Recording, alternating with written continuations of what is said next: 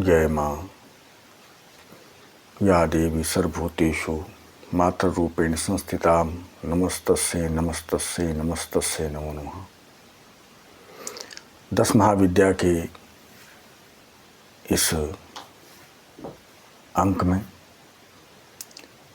माँ भगवती महाविद्या छिन्नमस्ता के बारे में आपको अवगत कराने जा रहे हैं कि भगवती छिन्नमस्ता महाविद्या क्या है और उनका जीवन में साधना करने से क्या फल की प्राप्ति होती है और किस प्रकार से उनकी साधना की जाती है।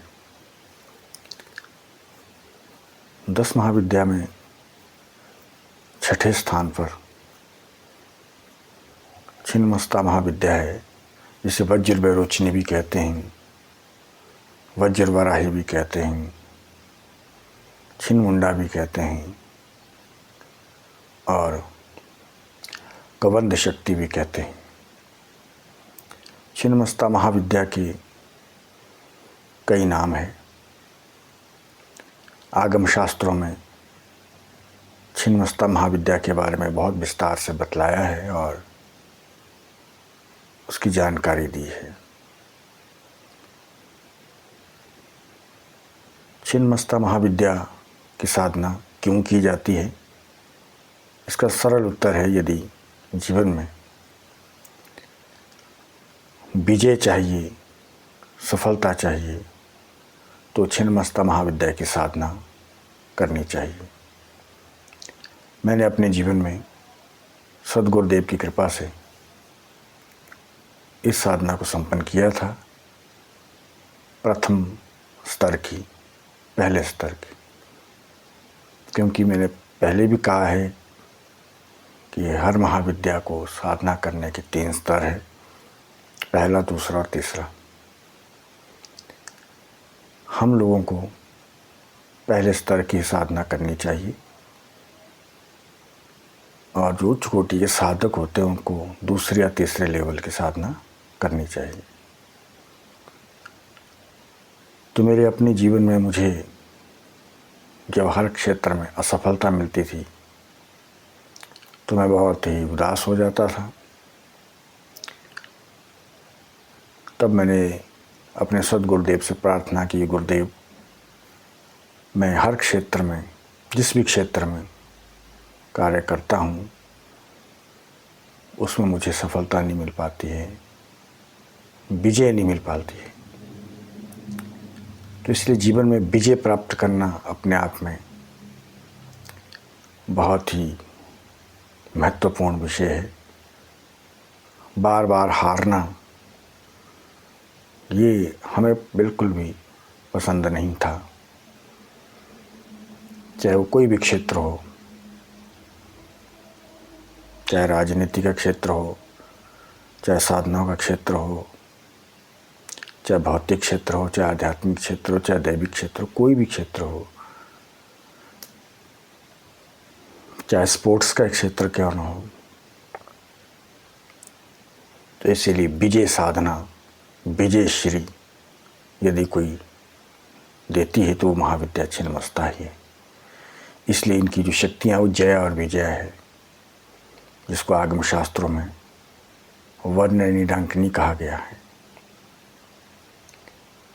भगवती छिन्नमस्ता की उत्पत्ति की कई कथाएं हैं पुराणों में, शाक्त प्रमोद में, अन्य शाक्त ग्रंथों में, कि किस प्रकार से भगवती ने अपना मुंड उतार करके अपनी रक्तधारा से तृप्त किया था अपनी शक्तियों को और स्वयं भी तृप्त हुई थी। तो एक वो बहुत विस्तार की कथा है। कथा में ना जा कर के मैं साधना के ही विषय में आपको बतलाऊंगा कि आप कोई भी महाविद्या की साधना, हर बार हम आपको कहते हैं कि बिना गुरु के ना करें। जो भी साधक महाविद्या की साधना करना चाहते हैं वो अपने किसी श्रेष्ठ सद्गुरु के चरणों में बैठ के, उनके सानिध्य में बैठ कर के यह साधना सीखें, समझें और फिर उसके ढंग से करें। केवल किताबों से पढ़ करके कोई भी साधना नहीं करनी चाहिए, उसके परिणाम नहीं आते हैं। सो इसीलिए मैंने अपने जीवन में विजय की प्राप्ति हेतु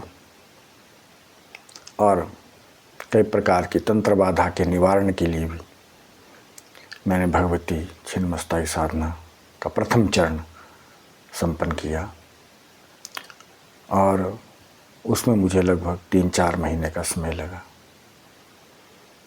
और मैं बार बार कहता हूँ कि कोई भी देवी की महाविद्या की साधना घर में नहीं करनी चाहिए, बल्कि शक्तिपीठ पे या किसी एकांत स्थान में अपने गुरु के सानिध्य में संपन्न करनी चाहिए और फिर उससे आत्म कल्याण या जन कल्याण करना चाहिए, क्योंकि ये सामान्य शक्तियाँ नहीं हैं। और इन महाविद्याओं के साथ भी कई प्रकार की शक्तियाँ चलती हैं जो कि बहुत ही गोपनीय शक्तियाँ हैं, योगनियाँ हैं, पराशक्तियाँ हैं, अपराशक्तियाँ हैं। सो इसलिए बहुत सावधानी, सामान्य साधक को तो इस क्षेत्र में आना ही नहीं चाहिए। सामान्य व्यक्ति को तो अपने खाओ पियो और मौज करो बस। ये महाविद्या की क्षेत्र उनका है जो उच्च कोटि के साधक हैं, प्रचंड साधक हैं, जिनमें प्रचंड प्रज्ञा है, विजडम है, विल पावर है और जिनका ब्रेन सॉलिड है, जिनका हार्ट सॉलिड है, जिनका लाइफ का प्रत्येक क्षण सॉलिड है, वही महाविद्या की साधना में पास होता है, उसे ही उतरना चाहिए। तो इसलिए मैंने गुरु कृपा से यह साधना का प्रथम चरण संपन्न किया और जब मैं ये साधना कर रहा था तो मुझे बहुत से अनुभव हुए और उसमें मैं एक अनुभव आपसे शेयर करना चाहूँगा कि जब मैं इस साधना को कर रहा था तो एक दिन, दूसरे दिन, तीसरे दिन, 4-5 दिन के बाद मुझे ऐसा लगा कि कोई मेरे शरीर में नाखून चुभा रहा है, कोई तीखे तीखे नाखून मेरे पीठ में, मेरे पाँव में या मेरे हाथ में, मेरे बाजू में, बाहों में कोई तीखे नाखून चुभा रहा है।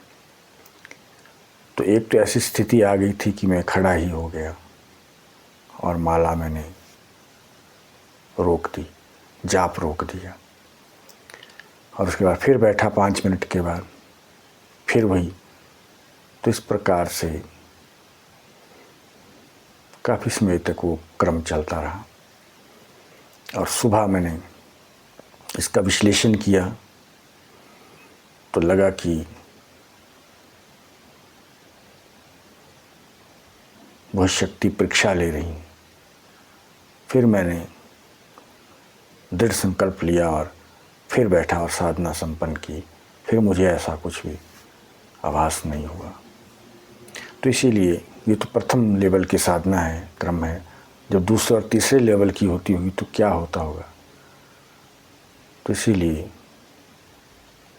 जो श्रेष्ठतम साधक है उन्हीं को इन साधना को करना चाहिए। सामान्य मनुष्य को यह साधना नहीं करनी चाहिए। सामान्य मनुष्य को अपनी भक्ति करें, अपने इष्ट कुल देवता की आराधना करें। लेकिन मेरे सद्गुरु की कृपा थी जो मैं इस साधना का प्रथम चरण संपन्न कर पाया।